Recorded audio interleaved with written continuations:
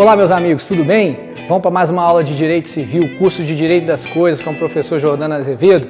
Hoje nós separamos aqui para falar sobre as ações possessórias típicas, as ações de reintegração, manutenção de posse e o interdito proibitório. No bloco de hoje, nós trataremos especificamente da ação de reintegração de posse. Portanto, vem comigo, vamos para a aula.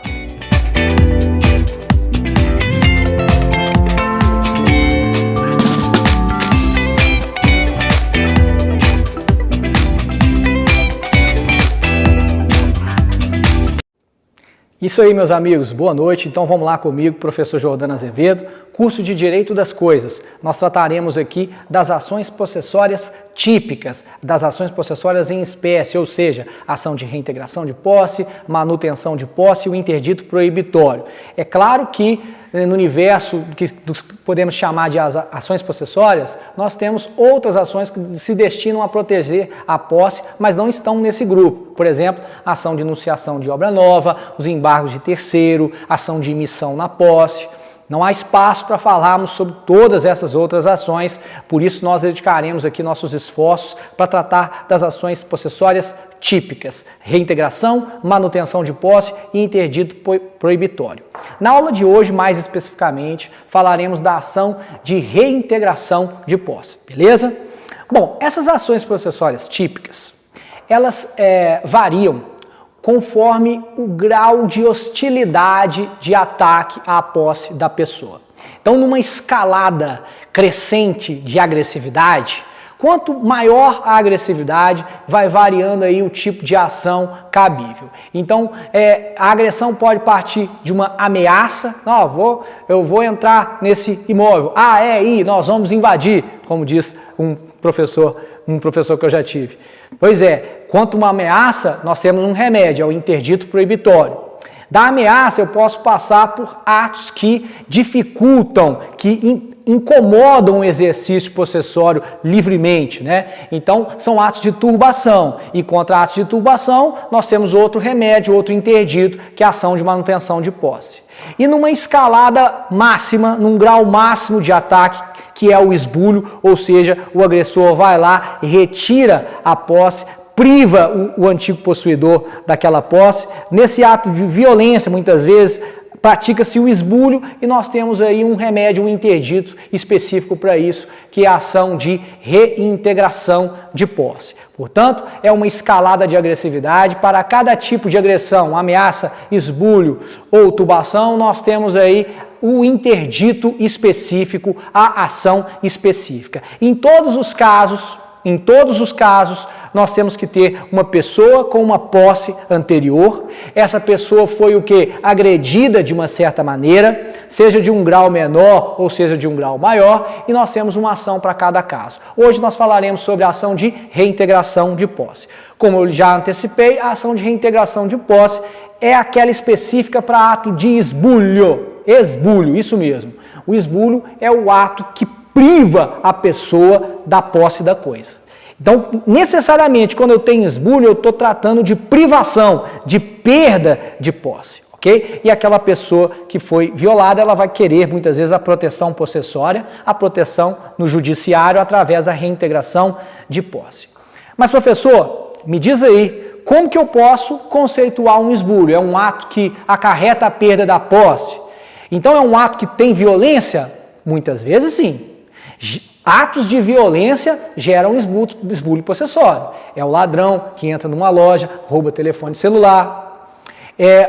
São invasores de uma propriedade imobiliária que invadem no local com armas e tudo mais e retiram dali os antigos possuidores. Então, violência é uma forma de esbulho, não há dúvida. Mas ocorre esbulho também em caso de descumprimento contratual. Ocorre esbulho em caso de descumprimento contratual. Então, por exemplo, se eu emprestei um carro para um amigo meu, um exemplo singelo, até o último dia do mês, passou o último dia do mês, esse amigo não me devolve. Ele foi eu até cheguei a notificar o meu amigo para me devolver o meu carro, e ele não o faz. A partir do momento em que ele notificado, ele não devolve, está caracterizado um esbulho, ele mantém uma posse injusta daquele carro, ele não praticou nada de violência, mas ele não devolveu o meu carro. Então eu tenho esbulho por descumprimento contratual. Na aula de hoje a gente vai ver uma série de exemplos nesse sentido aí. Então o esbulho ele passa tanto por atos de violência como pelo descumprimento contratual. E para dar um conceito ainda mais sofisticado, mais correto, a gente pode dizer que há esbulho sempre que ocorre um vício objetivo da posse. Os vícios objetivos já foram tema do nosso curso aqui, das nossas aulas. Eu tenho vícios objetivos sempre quando eu tenho uma posse violenta, uma posse clandestina ou uma posse precária. Ok? Então, quando que eu tenho esbulho? Sempre quando eu tenho um vício objetivo da posse. Uma posse obtida por violência, clandestinidade ou precariedade. Muito bem, visto o conceito de esbulho, vamos então aqui encarar vamos encarar o tema do esbulho e aprofundar sobre ele. Primeira coisa, eu posso ter um esbulho total ou parcial. Então, a pessoa pode entrar num determinado imóvel e tomar posse sobre toda a área do imóvel. E a pessoa ali foi privada da posse. Esbulho total. Agora, se eu tenho uma fazenda com 10 hectares e houve um ataque violento e os agressores ocuparam só a metade da fazenda, não é por isso que deixou de ser esbulho. Continua sendo um esbulho, porém um esbulho parcial. A pessoa foi privada parcialmente da posse. Então pode ter ali esbulho total ou parcial. Se a pessoa foi parcialmente privada da coisa, ele vai entrar com a ação de reintegração de posse pedindo proteção daquela parte que ele perdeu. Ele manteve consigo metade da fazenda, beleza. O outro invadiu a metade, nós vamos pedir proteção possessória, reintegração de posse com aquela parte da metade da fazenda ali. Então tem esbulho total e esbulho parcial. Seguindo, esbulho pacífico. Esbulho pacífico. Cuidado com isso aqui. Esbulho pacífico, como o próprio nome diz, é aquele que não há violência. Então, se uns desabrigados, sem teto, invadem um imóvel, e esse imóvel está abandonado, está largado às traças, e não há nenhum ato de violência ali, e aquela posse ali é pública e é ostensiva, ou seja, todo mundo tem condição de saber que tem gente que invadiu aquilo ali, eu não tenho caracterizado um esbulho possessório naquilo ali não, viu? Então a pessoa perde a posse de um imóvel ali que está abandonado, e se não houve ali vício objetivo, ou seja, ele não perdeu a posse por violência, nem por clandestinidade, nem por precariedade, eu não considero aquilo ali um esbulho para motivar uma reintegração de posse. Nessa circunstância, se a pessoa entra com a ação de reintegração de posse, dizendo para o juiz que ele perdeu, que ele foi privado da posse, grande chance de ele perder esse processo. Por quê? No caso concreto ali, o juiz veria que não houve violência, não houve clandestinidade, e aquele autor da ação reintegratória, de reintegração de posse, perderia a ação. Tudo bem? Então, esse é o esbulho pacífico, não autoriza o ajuizamento da reintegração de posse. Mais uma, o que é um esbulho judicial? Muitas vezes, em alguns processos, um juiz determina ali um bloqueio de valores em conta, ou manda o delegado do Detran anotar uma indisponibilidade num prontuário de um veículo de uma determinada pessoa. Então, por exemplo, eu, Jordano, estou sendo executado por um banco. Eu tenho um carro e eu não paguei a dívida com o banco. O oficial de justiça foi lá em casa, tentou verificar se eu tinha alguns bens livres e eu não tinha nada ali na frente do oficial de justiça. O banco viu que o Jordano tinha um carro no nome dele. Aí quem comprou esse carro foi Bruno, o meu sogro, gente fina. O Bruno tinha comprado esse carro. O juiz mandou anotar no prontuário do veículo uma ordem de disponibilidade. Então o Bruno já tinha comprado, me pagou o dinheiro e o Bruno não ia conseguir transferir o carro para o nome dele porque tem uma restrição no prontuário do carro. O Bruno ali sofreu de uma certa maneira um esbulho por ordem de um juiz, porque ele comprou aquele carro ali de boa fé e não sabia ali da restrição. Nesse caso do Bruno aqui, pessoal, cabe embargos de terceiro, é uma medida judicial específica. Está aí na sua tela, os embargos de terceiro vão estar tratados nos artigos 674 a 681 do Código de Processo Civil, tá? Vocês podem ver, então, que tem outros mecanismos processuais para se defender a posse. O Bruno não poderia entrar com uma ação de reintegração de posse. Primeiro, por quê? O carro continua com ele, tem uma ordem de indisponibilidade lá. Mas não foi um ataque injusto contra a posse dele. Ele vai ter que comprovar nos embargos de terceiro que quando ele comprou, ele estava de boa fé, ele não sabia que o Jordano tinha esse processo, não foi falado nada para ele. Se ele comprovar que ele estava de boa fé, ele vai conseguir que o juiz lá retire aquela restrição e aí o Bruno vai poder transferir o carro para o nome dele. Tudo isso através dos embargos de terceiro. Pessoal, isso acontece o tempo inteiro. O tempo inteiro isso acontece. Mas vejam, não confundam as coisas. Não é uma reintegração de posse autêntica. São embargos de terceiro, porque é um esbulho judicial. Ok? Agora, além dessa questão, esbulho total, esbulho pacífico, esbulho judicial, é preciso a gente demarcar o momento em que o esbulho se caracteriza, ele se configura. Porque eu disse para os senhores que é possível ter esbulho em caso de descumprimento contratual. E nós temos uma infinidade de espécies de contrato na nossa vida. É contrato de empréstimo, é contrato de locação, é contrato de arrendamento mercantil ou leasing, é alienação fiduciária.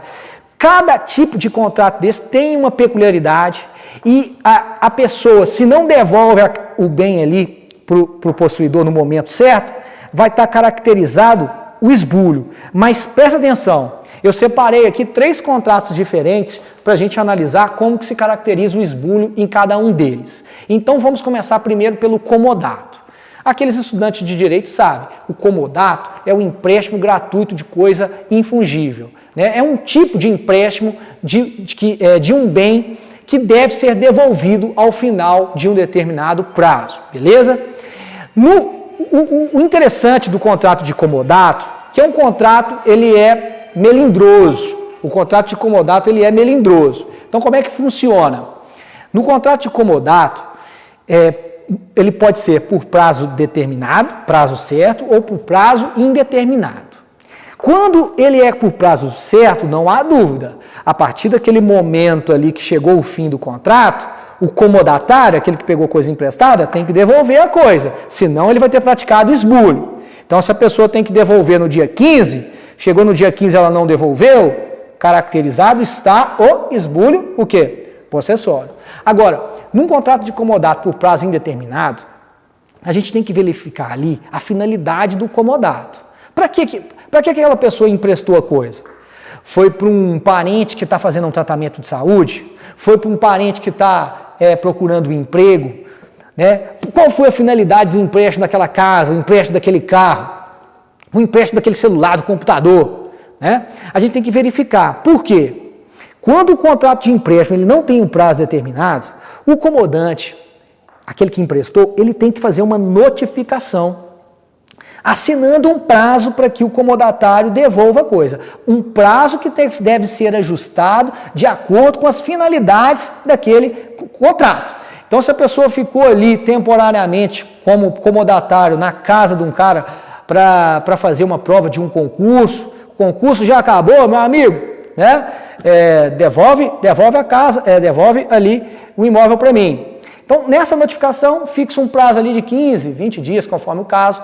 Se depois de ultrapassar desse prazo a coisa não for devolvida, aí eu tenho caracterização do esbulho. Aí, o que esse comodante vai fazer? Entra com a ação de reintegração de posse, mostrando lá o contrato, a notificação que foi enviada, né? Automaticamente vai dar para ver que o prazo passou e o autor do processo ainda não tem a coisa, e aí vai estar comprovado os requisitos da ação de reintegração de posse. Então tem que separar essas duas coisas aqui no contrato de comodato. Segundo contrato, leasing. Não, mentira. Segundo contrato, promessa de compra e venda. Um contrato muito comum também na nossa sociedade, né, essas negociações imobiliárias, eu faço um contrato preliminar à promessa de compra e venda, pelo qual o promitente comprador se obriga a pagar parcelas, né, e ir pagando parte do preço ali periodicamente, até ele fazer o pagamento integral. Feito o pagamento integral, as partes se obrigam a fazer o contrato definitivo. Qual que é? Compra e venda. Então, na promessa de compra e venda, eu firmo um contrato preliminar primeiro, aí esse contrato preliminar é concluído, né? Se der tudo certo, ele é concluído, e no segundo momento os contratantes firmam um segundo negócio. O contrato preliminar serve para criar a obrigação das partes criarem um segundo contrato, no caso aqui a compra e venda. Então pode acontecer muitas vezes, nas promessas de compra e venda, o promitente comprador paga uma parcela, paga outra parcela, mas logo ele queda-se inadimplente. Ele deixa de pagar as parcelas. Meus amigos, como que ficaria caracterizado o esbulho possessório? Você imagina? Eu, Jordano, fiz uma promessa de compra e venda com o Bruno. O Bruno é o promitente comprador. O Bruno me pagou 3 parcelas e não me pagou a outra. O Bruno se obrigou a pagar um total de 20 parcelas, por exemplo. Eu, Jordano, eu não posso ali, imediatamente, depois do pagamento, depois do vencimento da terceira parcela, pedir reintegração de posse, não. Porque nesse momento ainda não restou caracterizado o esbulho possessório por parte do Bruno. Como, professor, que o Bruno pratica um esbulho possessório na promessa de compra e venda? Quando que fica configurado? O Jordano tem que notificar o Bruno? Meus amigos, olha que coisa, olha esse acórdão que está aí na tela de vocês, o entendimento Superior Tribunal de Justiça. Na promessa de compra e venda, para ficar caracterizado o esbulho, não é necessário, é irrelevante a notificação.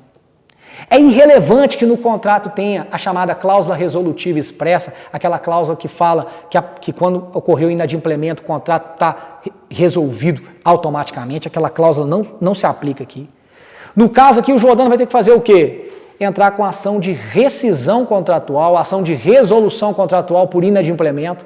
Para quê? Para o juiz verificar se aquele inadimplemento do Bruno foi culposo, se o Bruno deixou de pagar a parcela porque ele agiu com culpa, né? Porque o Bruno pode invocar na sua defesa algum motivo ali por não ter pago aquela parcela. Só depois que o juiz verificar que o inadimplemento do Bruno não teve justificativa nenhuma, não teve fundamento algum, foi culposo, aí sim ficou caracterizado o esbulho, o Bruno tem que devolver a posse para o Jordano. Eu peguei uma ação dessa natureza, estou para entrar para distribuir o procedimento nesses próximos dias, isso é muito comum, e eu acho assim, quem atua na advocacia tem que ficar muito esperto, porque a ação de reintegração de posse não pode ser ajuizada antes de estar configurado o esbulho, porque senão a chance da pessoa perder o processo é muito grande.